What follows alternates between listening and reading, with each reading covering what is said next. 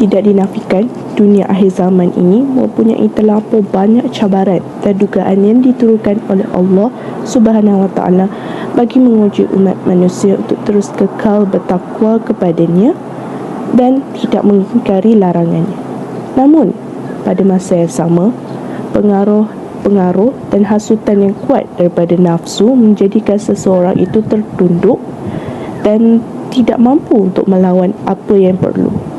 Justru, nafsu perlu dikenali tahapnya agar mudah diperangi, kerana nafsu secara fitrahnya akan membayangi kejahatan, melainkan mereka yang mendapat rahmat daripada Allah Subhanahu Wa Taala. Firman Allah Subhanahu Wa Taala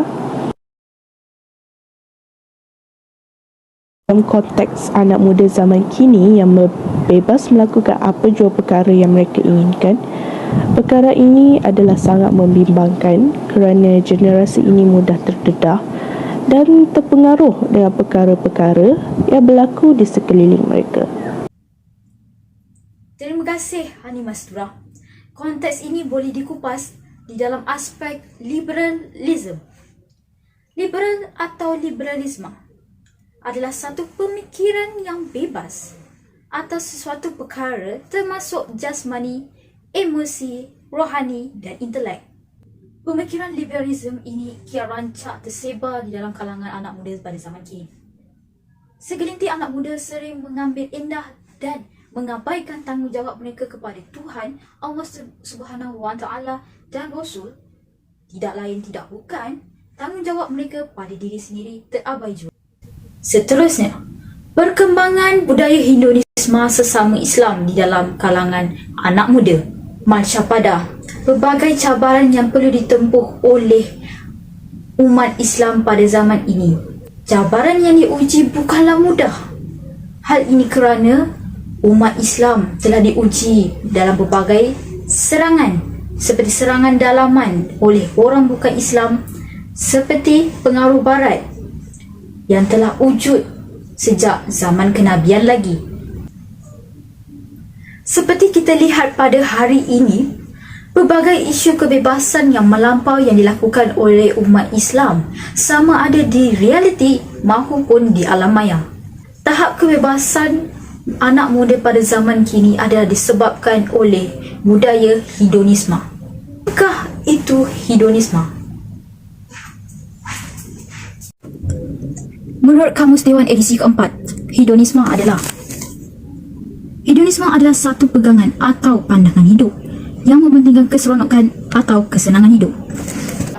Di Malaysia terdapat pelbagai budaya hedonisme yang dilakukan oleh umat Islam. Namun pada hari ini saya ingin mengupas lebih lanjut tentang aspek trend media sosial dan juga kewujudan kembali pusat hiburan di Malaysia. Laman media sosial seperti TikTok, Twitter dan juga Instagram menjadi platform yang mudah tersebarnya budaya hedonisme dalam kalangan anak muda. Pelbagai cabaran ataupun trend yang dilakukan oleh anak muda seperti menari yang menampakkan aurat ataupun tubuh bentuk badan. Tambahan pula, trend ini menjadi ikutan ramai disebabkan oleh lagu-lagu yang popular ataupun trending yang menyebabkan anak-anak muda terikut dan menyebarkan video-video mereka melakukan budaya hedonisme. Hal ini menyebabkan dosa-dosa mereka akan mengalir kepada si anak muda pelaku dan juga kepada si penggemar yang melihatnya. Kewujudan kembali pusat hiburan di Malaysia. Budaya hedonisme ini sering dikaitkan dengan peningkatan bilangan pusat hiburan seperti kelab malam, bar, pusat karaoke dan juga pub. Semasa COVID-19 sedang berluasa dengan teruk, kerajaan melaksanakan Perintah Kawalan Pergerakan PKP sehingga memaksakan pengoperasian kelab malam atau pusat hiburan perlu ditutup bagi mencegah kawalan COVID-19. Kadar penurunan budaya hedonisme amatlah ketara menurun disebabkan penutupan pengoperasian pusat hiburan semasa COVID-19. Namun kini negara kita telah beralih ke fasa endemik. Kelab malam telah diumumkan dibuka pada 15 Mei tahun 2022. Dengan pengumuman tersebut, semestinya budaya hedonisme ini akan meningkat secara mendadak. Hal ini kerana anak muda telah berasa gian tidak pergi ke pusat hiburan ataupun kelab malam sejak 2 tahun lebih yang lepas.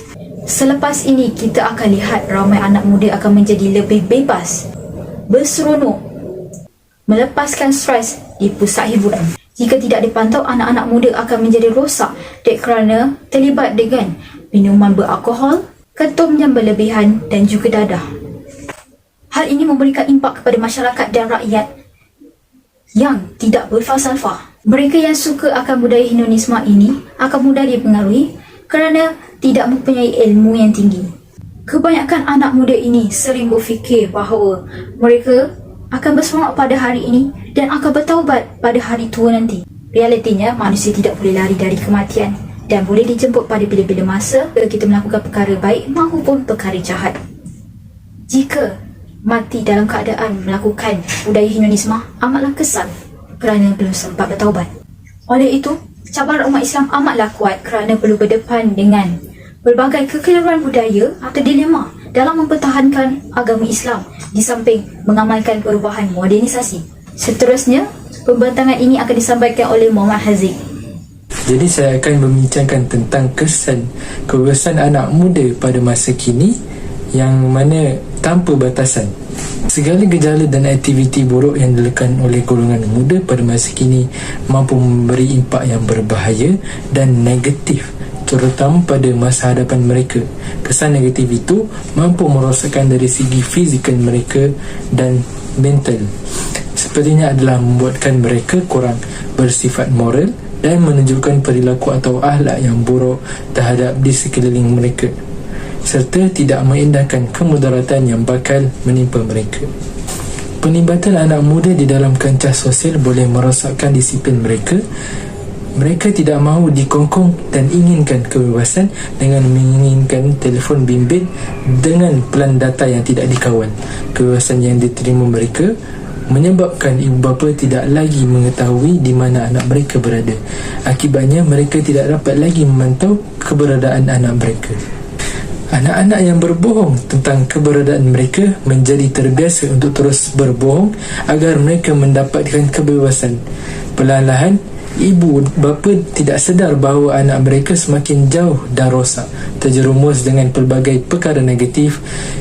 Pada ketika itu, anak-anak yang bermasalah tidak akan menerima sebarang nasihat lagi kerana mereka terlalu jauh daripada hubungan akrab dan silaturahim sepatutnya terbina antara ibu bapa dan anak. Tiada lagi disiplin dalam diri mereka disebabkan mereka tidak dipupuk dengan sikap disiplin, terutama disiplin diri sejak awal lagi.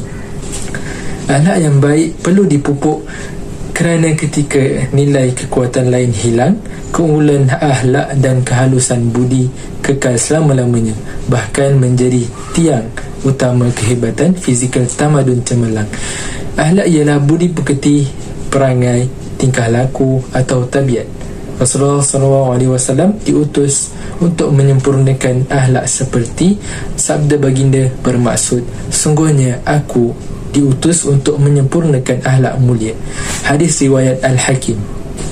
Perutusan baginda adalah untuk menyempurnakan budi pekerti mulia dalam jiwa umatnya dan seluruh manusia, sekaligus menghendaki kita supaya bermuamalah dengan akhlak yang baik, tidak dengan aturan yang lain. Berbeza dengan masa kini, ibu bapa dan guru-guru dipandang tinggi, dihormati. Pada zaman dahulu, mereka akan bercakap dengan lemah lembut sebagai tanda adab dan hormat. Tidak sama seperti remaja pada masa kini yang biadab, tidak menghormati ibu bapa dan guru-guru, terdedah kepada gejala sosial yang buruk, membuatkan mereka tidak lagi mengetahui adab dan cara menghormati. Ibu bapa hanya membekalkan harta benda serta wang ringgit yang mereka rasakan penting bagi anak mereka sebagai tanda kasih sayang, tetapi mereka silap bahawa ia memberikan anak-anak mereka peluang untuk melayari sesuatu yang tidak sepatutnya. Anak-anak yang tidak mendapatkan kasih sayang dan perhatian tidak lagi merasakan ibu bapa penting di dalam hidup mereka kerana terlalu dimanjakan dan dibiarkan tanpa pantauan. Akibatnya anak-anak jadi hilang hormat pada guru kerana tiada kerjasama di antara ibu bapa dan sekolah dalam memastikan anak mereka tidak terpengaruh kepada gejala sosial. Mereka hanya menuding jari pada sekolah dan meletakkan sekolah sebagai punca masalah yang berlaku pada anak-anak mereka, walhal tiada didikan ibu bapa tentang moral dan adab, kerana semua itu patutnya bermula di institut keluarga. Anak-anak bertanggungjawab akan sentiasa taat dan patuh pada arahan ibu bapa. Sikap taat dapat mewujudkan suasana yang harmoni dan damai dalam sebuah keluarga. Tanggungjawab anak terhadap ibu bapa ini merupakan perintah Allah Subhanahu Wa Taala yang wajib anda ikuti. Zaman moden ini, ramai anak yang sanggup memberikan saman kepada ibu bapanya sendiri tanpa segan silu kerana mereka menyentuh hal peribadi mereka.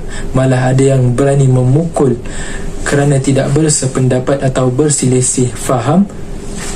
Sabda Rasulullah SAW, redha Allah bergantung kepada redha ibu bapa, manakala kemurkaan Allah bergantung kepada kemurkaan ibu bapa.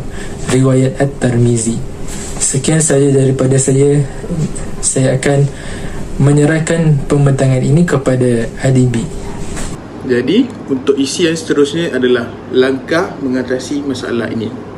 Yang pertama sekali, remaja itu sendiri perlu ada hubungan yang berkualiti antara keluarga dan guru. Remaja itu sendiri perlu bijak dalam menyeimbangkan keinginan emosional mereka, seperti rasa ingin tahu dan keinginan untuk bekerja dengan tujuan hidup mereka sendiri, iaitu untuk lebih sukses dalam pelajaran mereka dan mencapai tujuan yang mereka impikan sejak mereka kecil lagi. Kerana itu, anak-anak muda ini sangat membutuhkan hubungan yang berkualiti dan dapat dipercayai dengan guru dan keluarga mereka. Dengan hubungan seperti ini, remaja merasa lebih nyaman membincangkan masalah dan merasa kesenangan dengan orang yang dipercaya daripada dengan orang yang tidak mereka kenal dengan baik. Seterusnya, mereka harus bijak dalam memilih rakan dalam hidup mereka. Kemungkinan besar seorang remaja lebih suka dikunjungi oleh teman yang sama umur dengan mereka daripada hanya teman yang berlainan usia, yang lagi tua daripada mereka.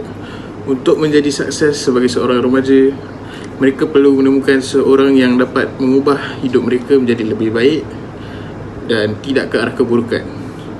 Sahabat yang baik adalah mereka yang menasihati temannya untuk belajar dengan giat untuk mencapai kecemerlangan dalam hidup dan juga mendengar kata-kata orang tua dan guru mereka. Seterusnya, mereka harus bijak menghasilkan jadual waktu yang sempurna. Selain daripada itu, pengaturan masa yang baik juga dapat membuktikan menjadi kunci kejayaan dalam hidup seseorang. Tidak mengira usia tua atau muda, masa itu adalah amat penting untuk diatur oleh seseorang individu. Remaja yang bijak dapat dibuktikan dengan cara mereka menghabiskan masa lapang mereka dengan aktiviti yang berfaedah dan bukan sebaliknya. Sabda Rasulullah SAW, sesungguhnya Allah Ta'ala mengasihi jika seseorang itu beramal, jika dia beramal dengan cemerlang.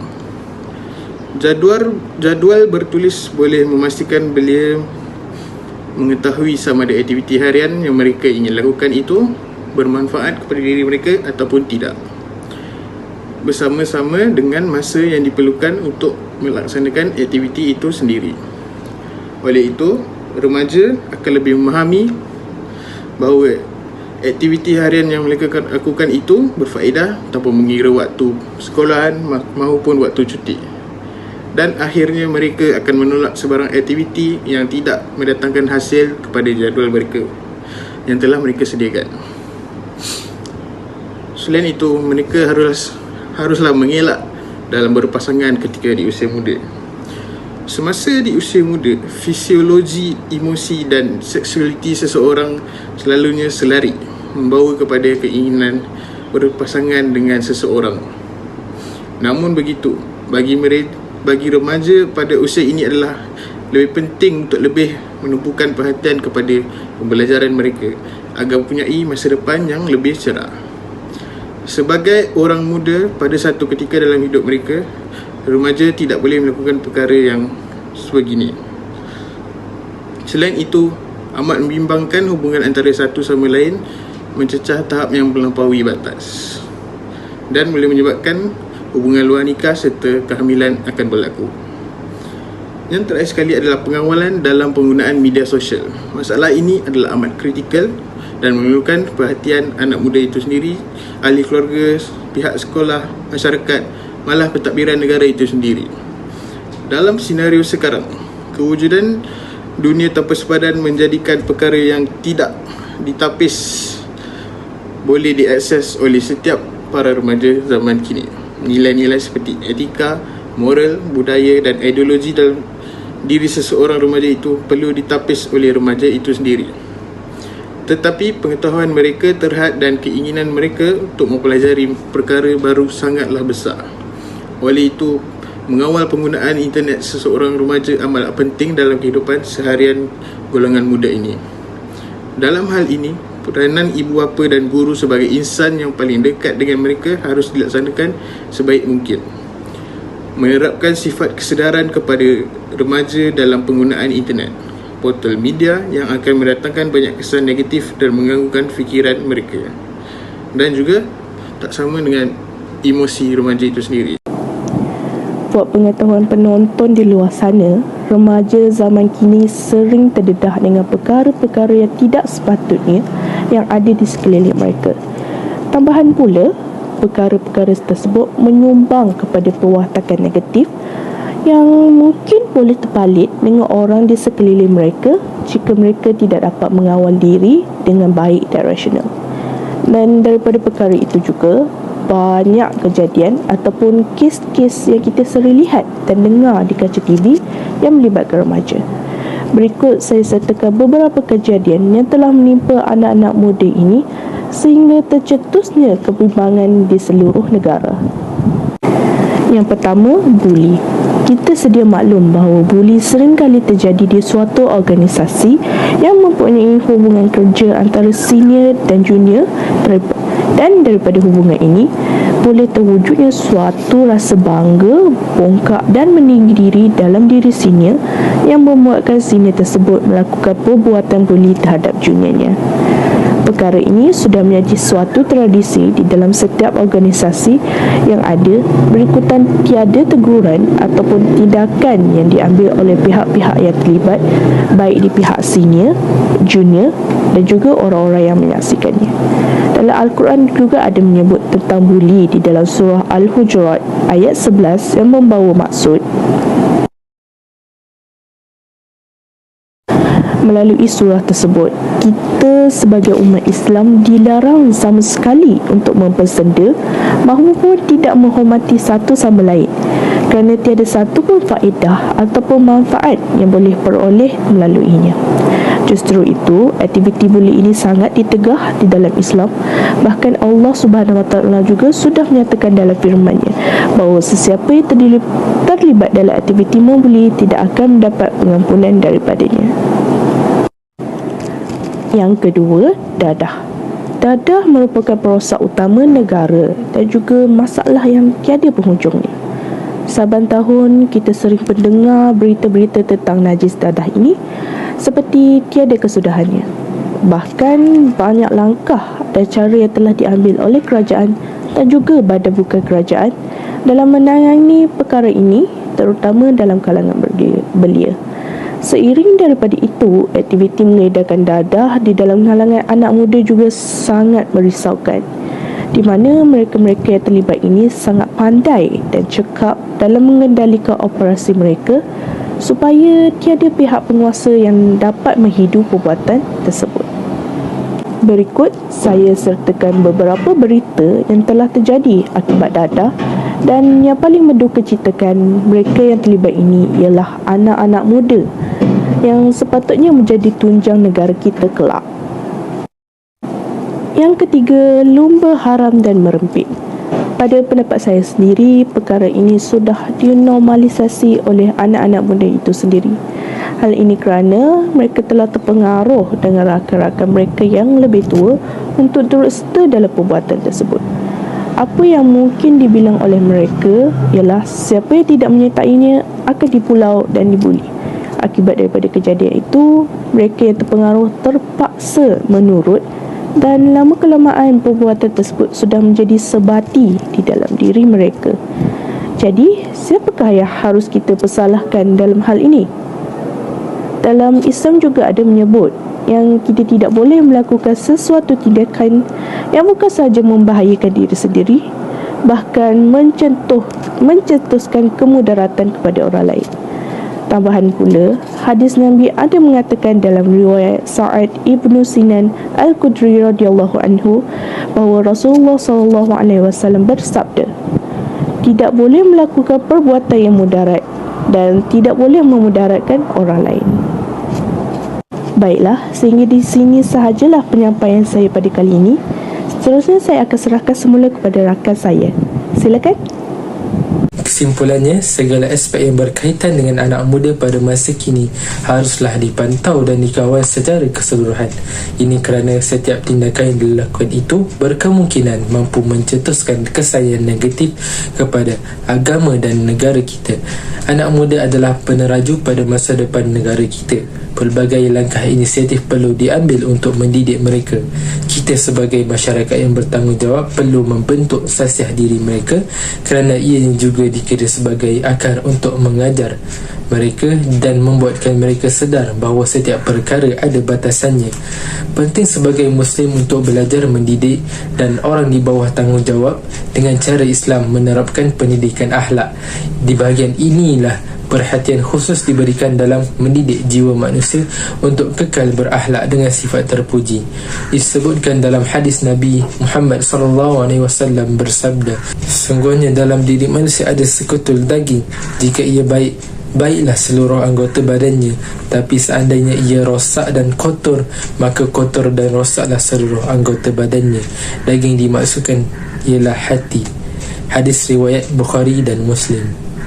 Jadi, semua pihak haruslah bekerjasama untuk memainkan peranan penting mereka dengan sebaik mungkin kerana kegiatan hidup bebas ini akan mendatangkan masalah yang besar kepada negara kita. Selain itu, kita juga melihat hubungan bebas ini memiliki impak negatif kepada seseorang individu, masyarakat dan juga negara. Individu-individu ini akan diarahkan ke arah penghinaan. Masyarakat harus malu melihat individu-individu ini dalam menyelesaikan masalah mereka dengan membuang anak luar nikah. Dan juga negara harus menanggung pembiayaan yang tinggi untuk menyediakan tempat perlindungan untuk gadis-gadis remaja yang membawa anak-anak luar nikah mereka. Semua ini tanpa kita sadari bukan hanya melibatkan sesuatu individu itu, tetapi juga melibatkan semua pihak di dalam negara itu sendiri.